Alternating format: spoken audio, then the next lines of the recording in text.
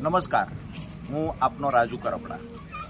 હાલ જે ગુજરાતમાં છેલ્લા 3 દિવસથી જે ચર્ચાઓ ચાલી રહી છે કે ગુજરાતના સુપ્રસિદ્ધ કલાકાર લગભગ ઠાકોર સમાજ જ નહીં પણ દરેક સમાજમાં એક આગવી ઓળખ જેને ઊભી કરી છે એવા ભાઈ શ્રી વિક્રમભાઈ ઠાકોર સહિત ઘણા બધા એવા કલાકારો છે કે જેને થોડા દિવસ પહેલાં વિધાનસભાની અંદર ભાજપના અમુક નેતાઓ દ્વારા આમંત્રણ આપી એક જ સમયે એક જ તારીખે કલાકારોનો જે કલાકારોના એક વર્ગ છે, ફોલો કરનારો એક વર્ગ છે, આ વર્ગનો લાભ લેવા માટે અમુક કલાકારોને આમંત્રિત કરવામાં આવેલા ને એ કલાકારોને વિધાનસભામાં લઈ જવામાં આવ્યા।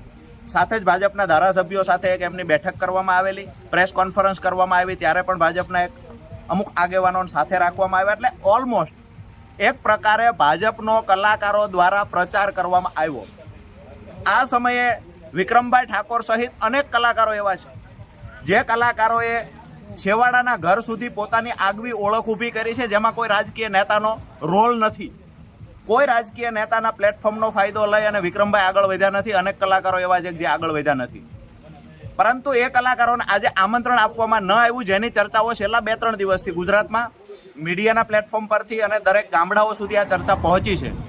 ત્યારે અમે નમ્ર વિનંતી કરીએ છીએ વિક્રમભાઈને, ઠાકોર સમાજને અને જે કલાકારોને આમંત્રણ આપવામાં આવ્યું નથી, તમામ કલાકારોને મારું સ્પષ્ટ માનવું છે કે જે કલાકારોને ભીખુદાનભાઈ જેવા 5% કલાકારોને બાદ કરતા મોટા ભાગના કલાકારો ભાજપની ચાપલૂસી કરતા શીખી ગયેલા છે। આ કલાકારો પોતાની ફરજ ચૂકી ગયા છે।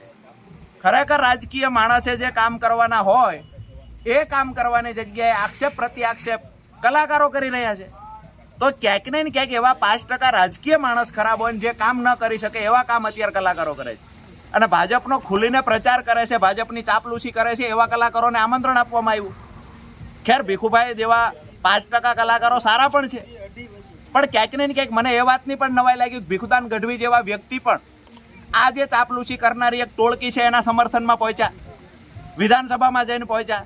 આજે ઘણા બધા એવા લોકો છે જેને રાજકારણ સાથે કાંઈ લેવા દેવા નથી, એ લોકોના મનમાં આજે ક્યાંક ને ક્યાંક આઘાત લાગ્યો છે કે કલાકારોએ ક્યારેય કોઈ રાજકીય પાર્ટીની ચાપલૂસી ન કરવી જોઈએ। વિક્રમભાઈના સમર્થનમાં તો અમે છીએ, અનેક કલાકારો જેને આમંત્રણ નથી મળ્યું એના સમર્થનમાં છીએ અને સાથે જ કહીએ છીએ કે જે લોકોને ચાપલૂસી ફાવતી નથી આ લોકોને આમંત્રણથી દૂર રાખવામાં આવ્યા છે, ભાજપના કાર્યક્રમોમાંથી દૂર રાખવામાં આવે છે।